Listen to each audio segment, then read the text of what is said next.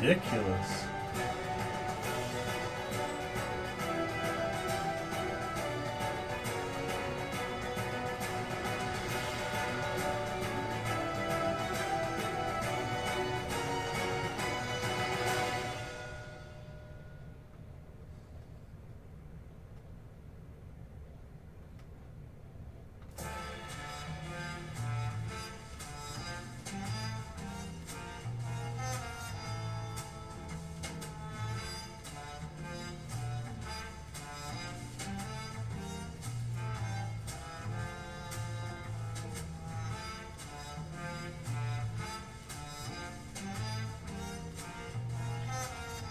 This looks like trouble.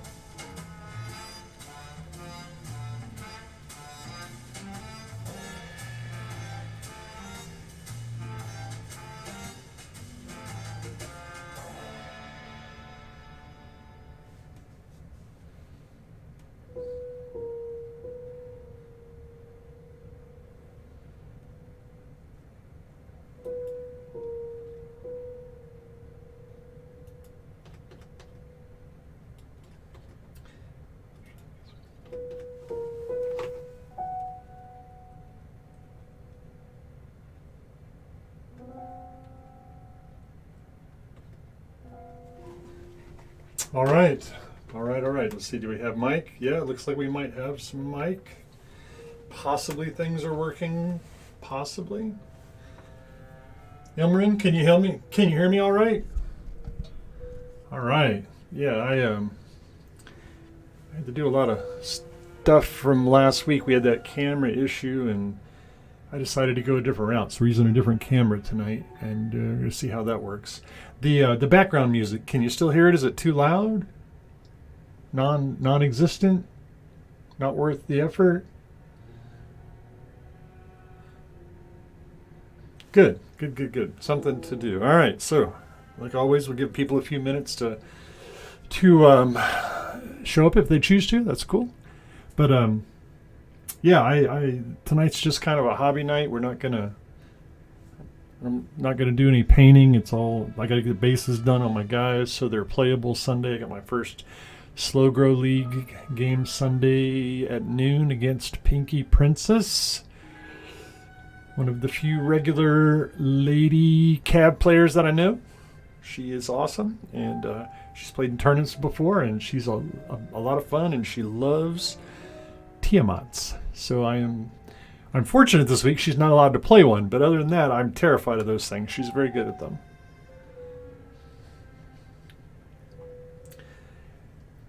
Like I said, just to wait a couple of more minutes. I see. Well, that's awesome. It's always nice.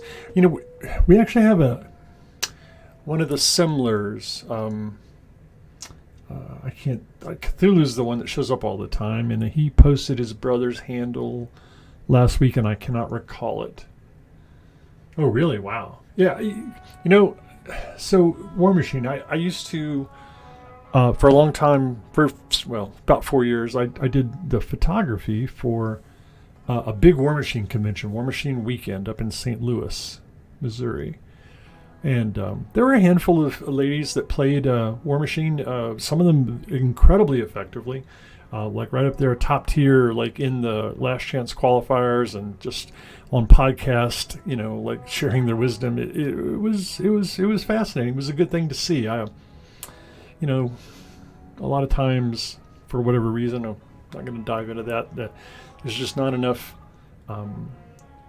There's not enough sort of variety in the types of players we might encounter in tabletop wargaming, and I would love to see that change. So, it's a good thing. Pinky Princess is great. My wife is a very frequent tabletop wargamer. She's just not. Cav is just not her cup of tea. She played some BattleTech back in the day, but yeah. Oh well. I mean, absolutely. Women are as capable of kicking butt on the tabletop as anybody. It just, to your point, unfortunately, many people, I won't bother specifying a gender, but many people are not very good at interacting socially with other people, and therefore they can cause problems. There's a little game store here in town that I like a lot. The owners are fantastic. Several of the people that play there are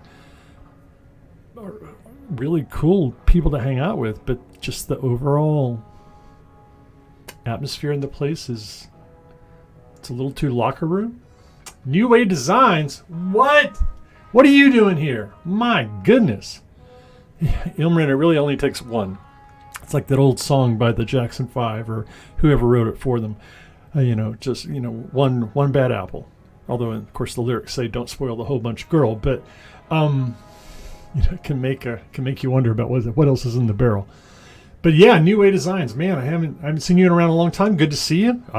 Thanks for dropping by. I guess we'll give about another minute, and then we're going to get fired up and start talking about this weekend Cav. Doing a little basing tonight. Getting ready for my Cav game on Sunday. Hopefully I get some more painting done this week too, but I at least got to have the bases put on so I can physically play.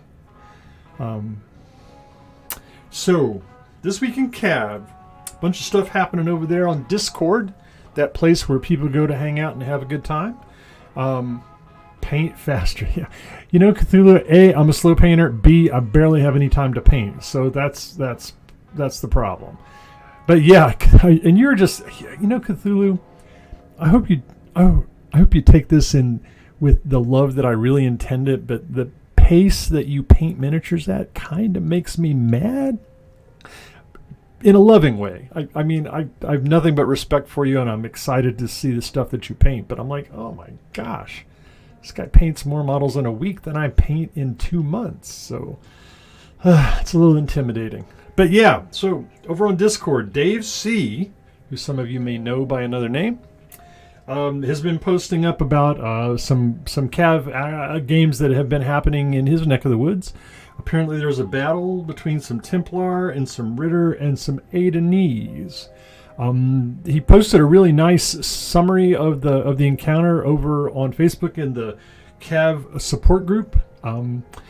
Really more details than he gave us in Discord, but that's cool. I mean, sharing is sharing. So, head over to Discord for some great images. Head over to Facebook, Cav support group, for a breakdown of what happened. It looked like an interesting battle. The Templars apparently did not, they had issues. Bad things happened to them. There was lots of repair work to be done on the Templar side after that battle, or maybe just requisitioning new models. Man, but yeah, it was exciting to see people posting up about Cav. Some new forces on the table. Warhawks, I was excited to see it. Yeah. Did their commander push them into the middle of the table, Ilmarin? Because maybe that person may want to hang back a little bit next time. Kithmar, who's one of our local players, that's his name over on Discord, was posting some more pictures of some proxy models for things that aren't available just yet in the Cav line, and those are looking fantastic. I got to see him play a game last Friday, the first game of our Slow Grow League, but we'll get to that a little bit later in the news rundown. So also over on Discord, we playfully have a member, Chandler. Tiamat wouldn't let anyone stand still, and the Templar player is getting shamed by others for trying to just hide in the woods. All right, we will teach him the ply gap rule. You have to teach me the ply gap rule. I'm not quite sure what that means, but yeah, there's an acronym in there, I suspect, but I don't know what it is. So so Chandler Scott is an old-time Cav guy from way back before I even knew about the game, and he has got the most mammoth collection of Cav models I have ever seen in my life. Most of them, from what I can tell, unassembled, but hey, collection's a collection, right? And that's me just picking on him. Play like, okay. All right. To each their own. But anyway, so he posted up some pictures of his hobby area, and it's a fantastic looking hobby area, and literally just, it looks like a store. He has that many packages of Cav models and other models hooked up on racks, just like he would go to a store to buy, except you're not allowed to buy. That's his personal collection. And we call him Smog in reference to the Lord of the Rings dragon, I do believe, because he collects miniatures like a dragon hoards gold. If you ever get a chance to meet him, he's really cool, a lot of fun, knows a lot about old Cav models, loves the Mastodon. You get a chance, say hi to him. You meet him at ReaperCon or CavCon or someplace like that. There were some questions over in the frequently asked questions area that Tiger Wraith stepped up and took care of for us. Thank you very much, Mr. Tiger Wraith. And one of the questions was, what happens when you fail a pilot check? And so the pilot check, as I understand it, and I think Tiger Wraith confirmed it, is basically if you fail a pilot check, you get knocked down. So depending on how hard you get hit with in the process of the attack roll, what your margin of success is, or rather your opponent's margin of success against you is, will determine whether you have to take a pilot check. And if you do, the severity of that pilot check, and by severity I mean the score on 2 dice you have to roll higher than to avoid the penalties described in the pilot check. I'm not sure if it's equal to or higher than, or just higher than. I have to double check the rules. I can never remember that for sure. But basically, the harder you get hit, the easier it is to get knocked down.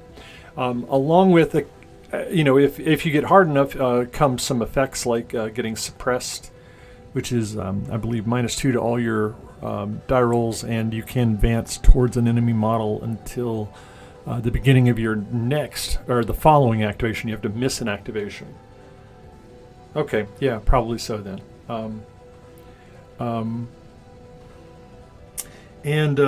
We also found out, again, thank you, Mr. Tiger Wraith, that special actions are not repeatable. So special actions include, amongst other things, activating APA, resin gloves on. So like your hands are coated in resin and you're calling that gloves, or you have some gloves that you wear while you're handling resin. Either way, that's cool. Just different visuals. But yeah, so special actions are not repeatable, so you can't tag a model with your targeting laser and trigger APA in the same turn, from what I can tell. Be curious. I gather even with spending a C3 point, you couldn't be able to do that? Yeah, I can only imagine. I've only ever touched resin products, like models that I bought, but I've never actually worked with the stuff. I can only imagine that it's pretty evil, pretty yucky. So then over on Facebook, there were a few posts that I thought were kind of interesting. There's a fellow over there who posted up 4 painted Kodiaks, all painted in the exact same paint scheme.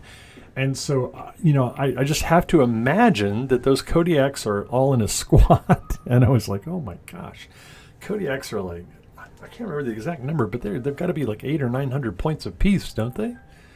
And so, what is that? A recon squad of some kind? There's that old B-Tech joke about the Steiner recon squad made out of assaults or atlases or something. And so I just thought it was wow, even more than I imagined, Ilmarin. Holy crack-a-mole.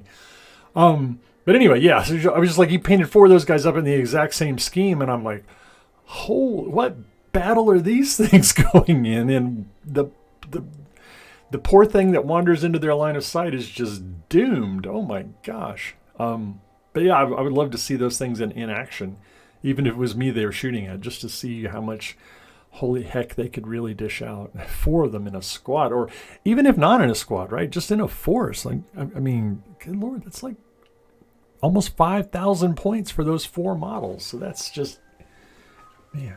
There's another level of cab out there that is ready to be played, where you just like bring your lunch and all your models and you play until the cows come home. And I would like to see you playing some of that. There was this really interesting question that came up about firing infantry weapons from inside of transports.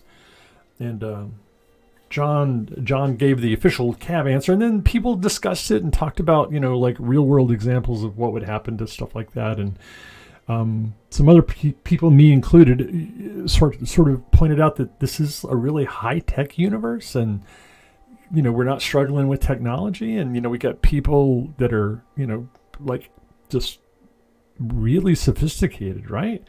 So the Adenese in particular are like the most highly advanced race that we know about.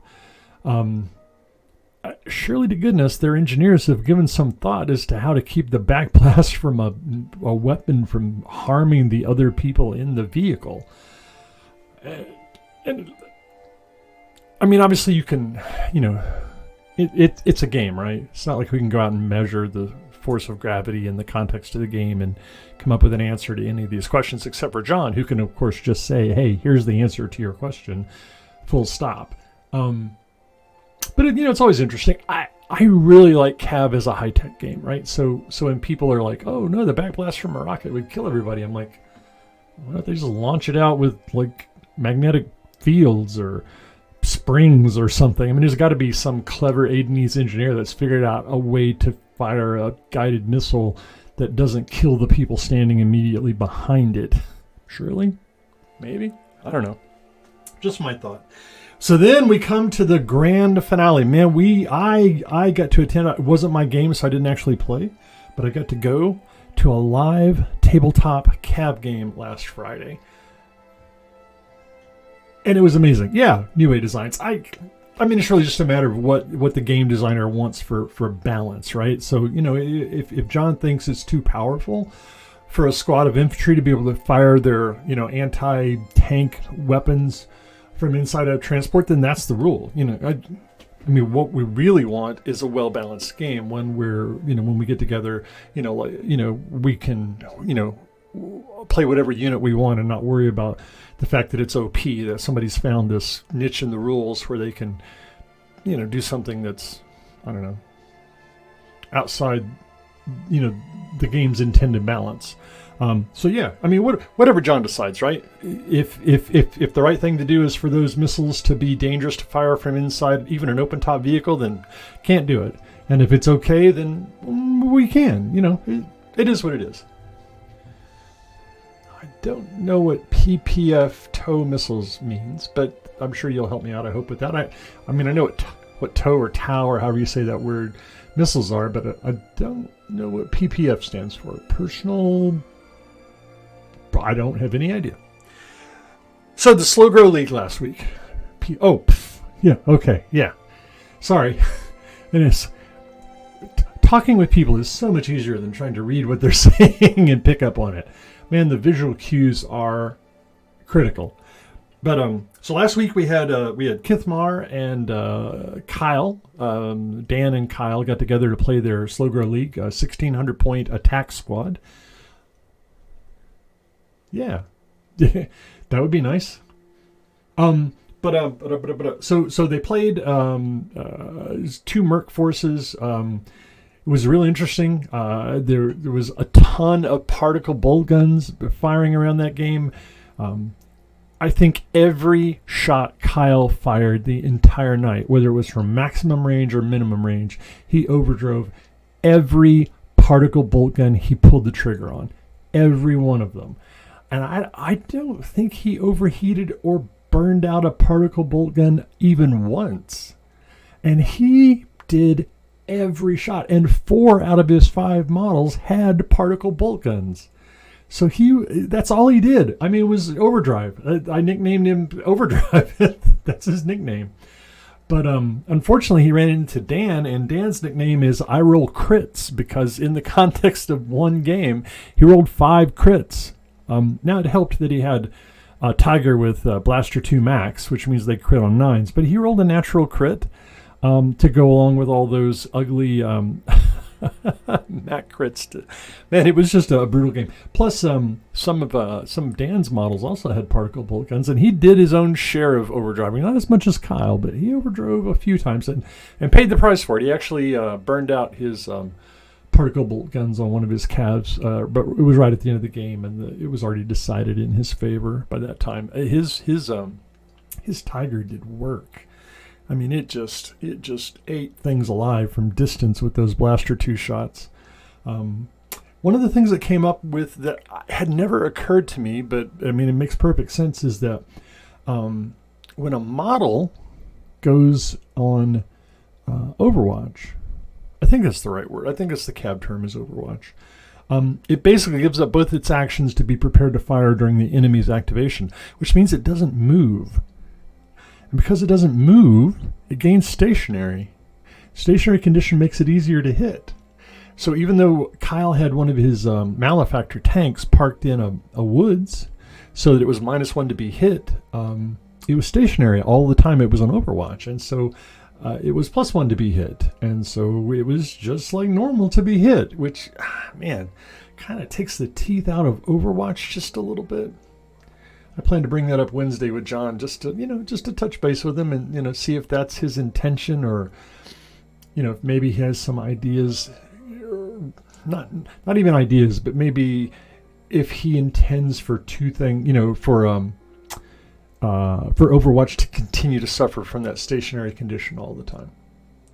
Marin, you got questions? Are you typing away furiously? Can I hear the clickety-clackety of your keyboard? Yeah, I did hear that, and which is going to be even grosser if you want to try and use Overwatch.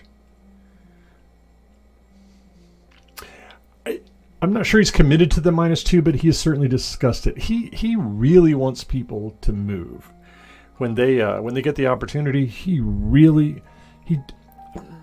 doesn't like gunline games, and I kind of understand it, especially when it comes to indirect fire models. The debuff from stationary. Yeah, he and I were talking about that, and I remember he brought that up in the game. Not in the game, in one of the podcasts. I think there's a lot of minutia to be worked out with that. Because I get it in a revetment, right? That's a pre-built defensive position. But cover is not always a revetment, right? So you could just pull up to the edge of a hill, or have I don't know. There are many, many ways to gain cover. I think there's a lot of details to be worked out there. It's just the wording and the idea of, being able to change an angle so that you don't have cover anymore. Obviously John's going to do what John wants to do. I just think there's some play testing to be done there to make sure. I'm sorry for my daughter's dog is going crazy and barking. But anyway, all right. So that's all the cab news that I could come up with for this week. And before we jump into a little bit of hobby stuff, I have a question. So first of all, here's some news from you that are, for those of you who are not as old as I am. The older you get, the harder it is to drill things out by hand with your fingers. All right, so I got this pin vise, right? And earlier this week, I've been working on getting these fire drakes By the way, feel free to give me your opinion about the changing camera, right? I feel like it's doing a better job. If it's not bright enough, if it seems off, please feel free to give me your opinion. Anyway, so these fire drakes, I want to pin them down to these MDF bases that John made for me, so that I get, a model on a base, right? At least that's my goal. And I started trying to drill these. I don't know if you can see them. These pins that I put in the bottom of their feet to go through the thing, and to go through the base, and that just about wore my hand out like no one's business. I just do not have the hand strength that I used to have. I'm not a young man, so these hands don't work like they used to. So I went downstairs, I got my DeWalt, and I brought it up here, and that worked out great, but I don't really have one to keep up here. So I found this little skill thing at a yard sale. I thought, ooh, that'll work. It's got this hex bit, right? So you would normally put like a nut driver or a screw bit in here, right?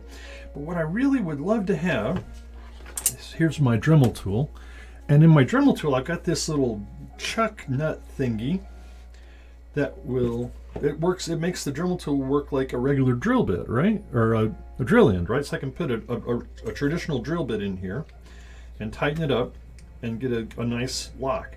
What I would love to have, and I'm hoping that the hive mind out here will have some idea, is there a bit that fits in here, a tool, a thing I can buy that fits in here that will allow it to grab the smooth shaft of, don't get excited, a drill bit, right? So it's something like this, or the more traditional, the little drill bits that are inside of here, right? Come on, let go. Of course not. God, I got such old man hands. I cannot do anything.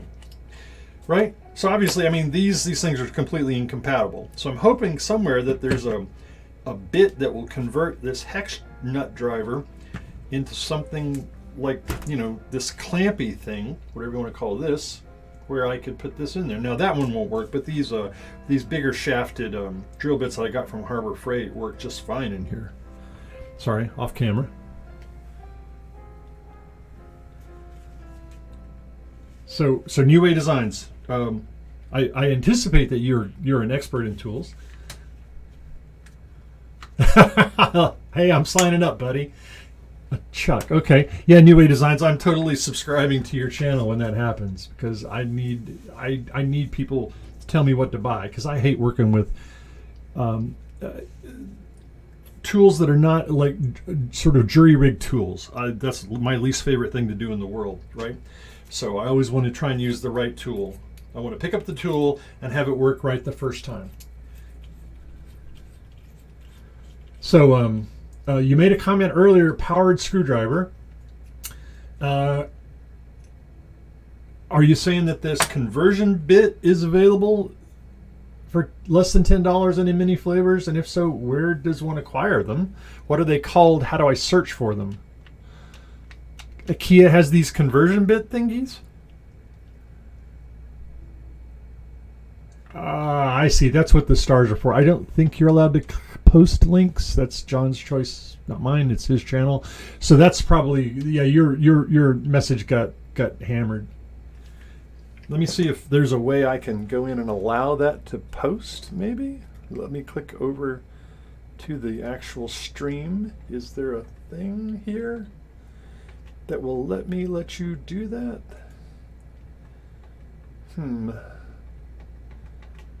I do not see any sort of thingy here that I can... No, that's not going to work.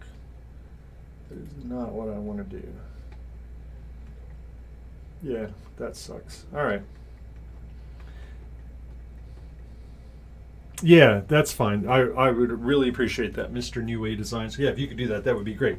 So, now that I've gotten my... I basically farmed all my homework off onto you guys. A keyed chuck uses a tool to open and close. A keyless chuck has a way to open and close without a key. I like it. See, you guys are geniuses. I love it. Yeah, I love it. All right, so here I go with the green stuffies. I'm gonna make some. Well, I guess the first thing I have to do, really, now that I think about it, is I got to get these guys mounted on these bases. That's step one. Step two is I'm going to take this old Happy Seppuku texture mat thingy that I have, and after I get the bases covered up in green stuff, I'm going to press some of this stuff on there to give them a little bit of texture, and then I'm going to come in after they dry and add some flocking and stuff like that. Post a new hobby. Awesome. Thank you very much, New Way Designs.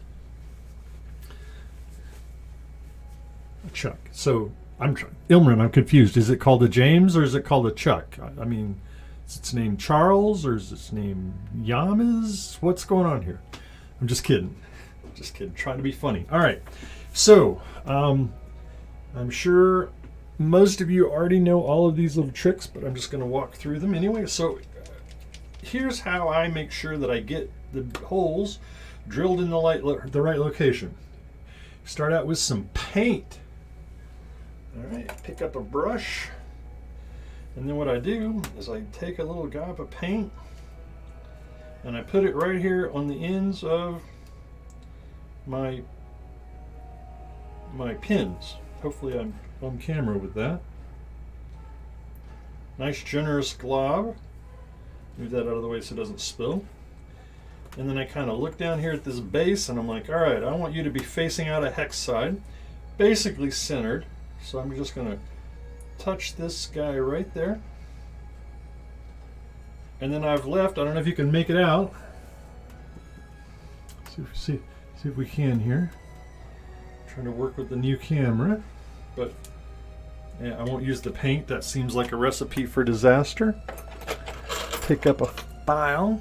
I don't know if you can make this out once I actually get back on the thing. But right here and right here are the little dots of paint. If I can get any closer.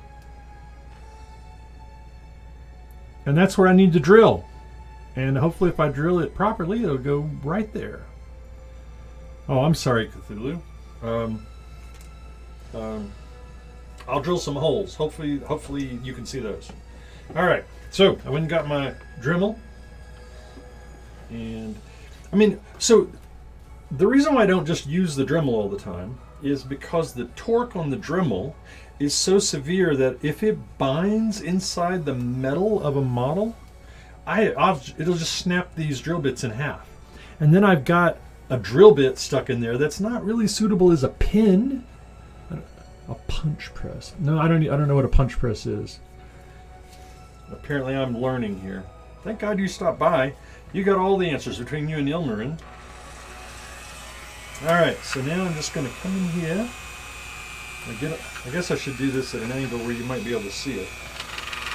I'm going to probably end up drilling a hole in my hand at this rate. And I'll just go right through. And I'll come over here. And I'll go right through. And there we go. And like I said, the reason I don't use the Dremel a lot is because it's got so much torque.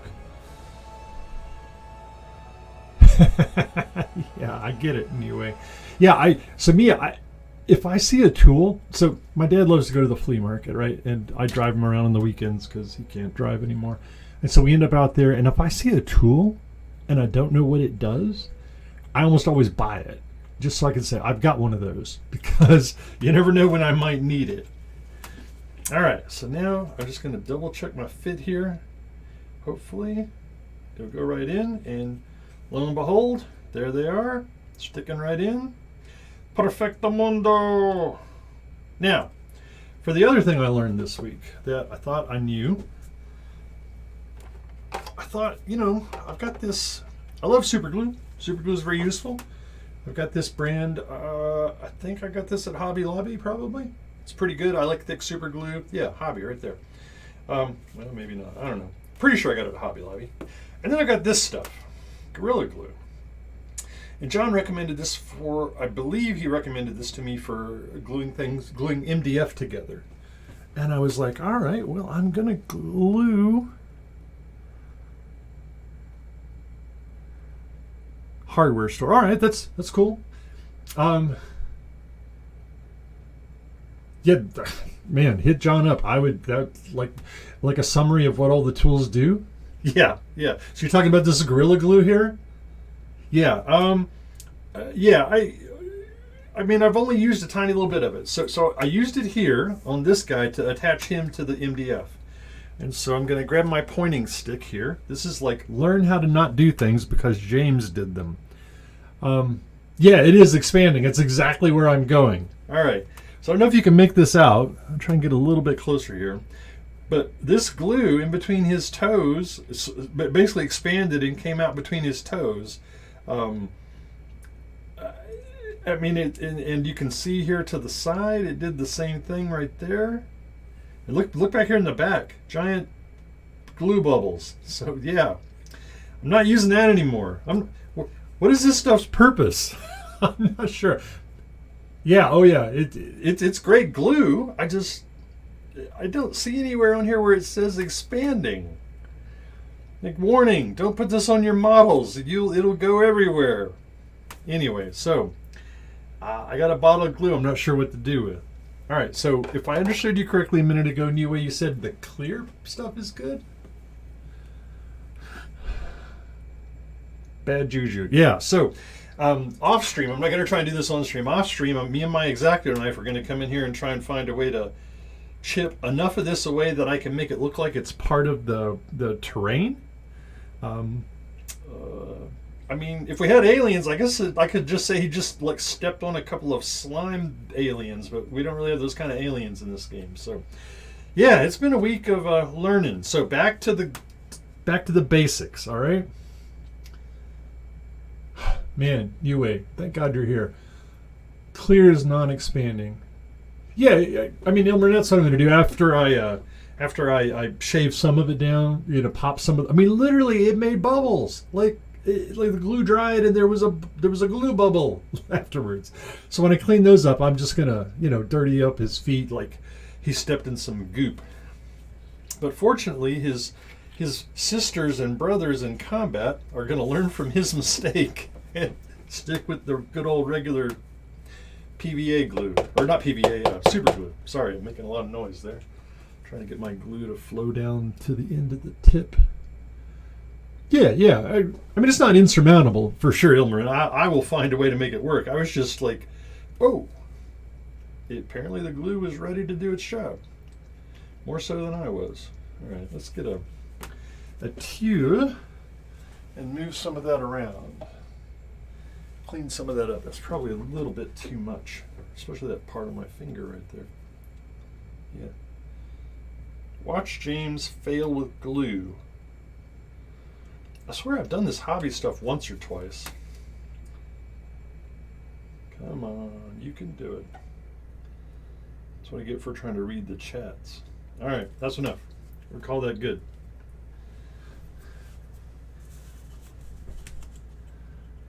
Well, I'm obviously going to go to the store and buy this Gorilla Glue stuff you're telling me about, because so far my experience with Gorilla Glue has been, what the hell is going on?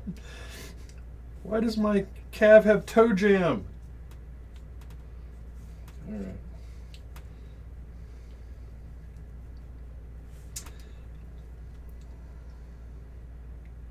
Get these guys to settle down there just a little bit, hopefully.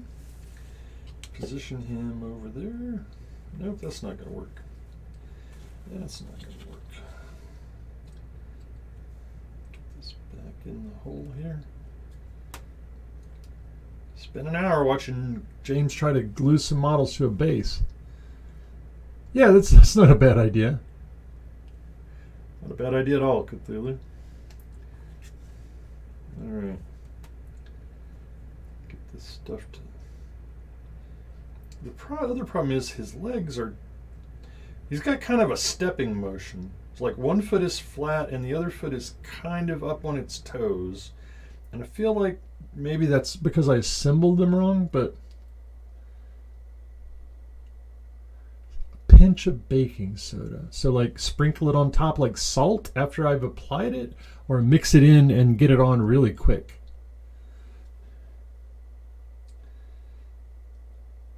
Welcome to New Way Designs channel on How to Hobby.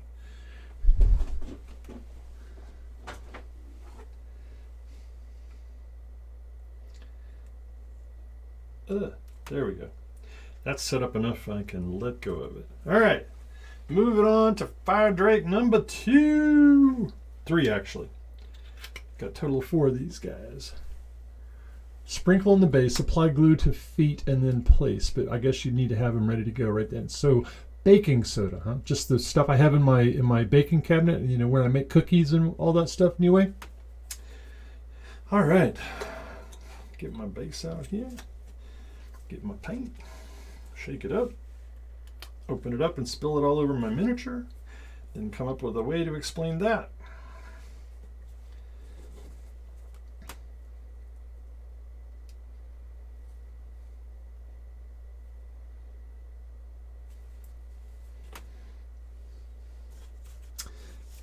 All right. Get this guy situated right here. And then, I tried to spill it. Fortunately, I got lucky. All right, turn my drill on.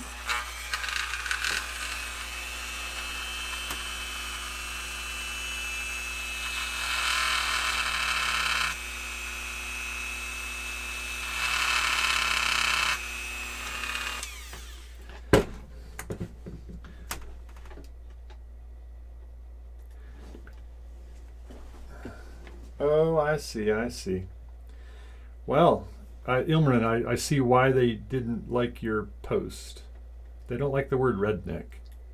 Apparently that's refers to race, ethnicity, or religion, according to Twitch. That's okay. I'm not going to argue with them.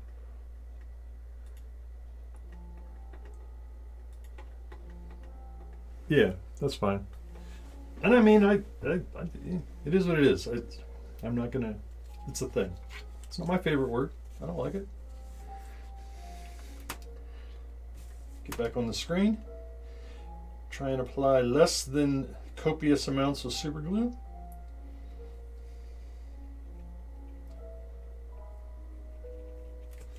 Put that guy off over to the side. Look at this. I think I want you to go on like that. And then sit here and hold it. See, now this guy's feet are a little more even. Yeah, it's definitely. I assembled these guys like years ago, and so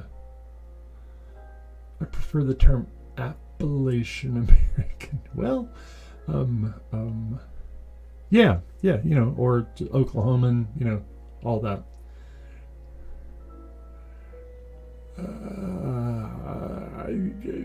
Ilmarin, we seem to be off the beaten path.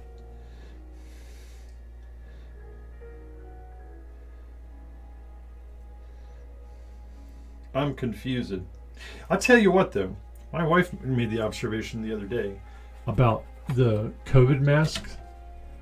When the winter comes and it's cold again, those things are coming back out. That's the one thing they did super good for me, is they kept my face. Oh no. What have I done? Well, that sucks. There's only one way to fix the frozen camera thing.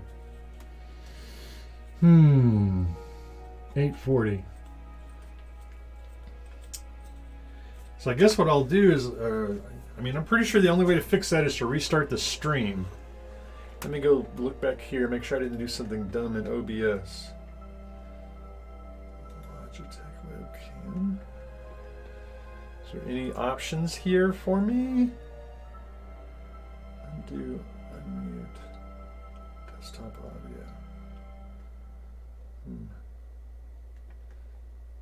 I don't see any way to recover from this in the menu that I can see. And I know if I try and remove this resource, I won't be able to restart it. Nothing there. Nothing there. If I turn it off and turn it back on, I get nothing. There will be nothing and you will like it. Yeah, I don't see any way around this. Well, gentlemen, change scenes, then change back. Well, unfortunately, I only have one scene. because I'm a super simple person. I can add a scene real quick and come back to this one. I'm guessing that didn't fix it because it looks like it's still frozen on my end. All right.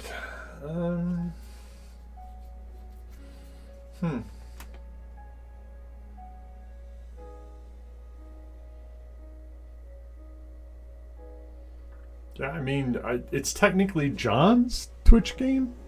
I mean, I literally, I'm a volunteer who comes on and helps John chit chat with people that like Cav because I like Cav. So, yeah, I mean, I'll take any tips you have for me, but you just have to understand, how can I put this?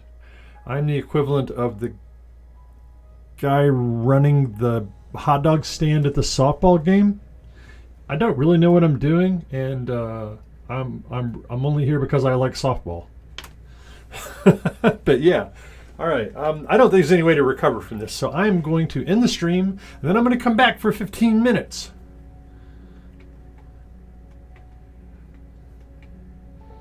Rebooting the computer probably would take 15 minutes. I'm going to shut down the stream, and I'll be back in just a moment, gentlemen and gentle ladies, as the case may be. Bye.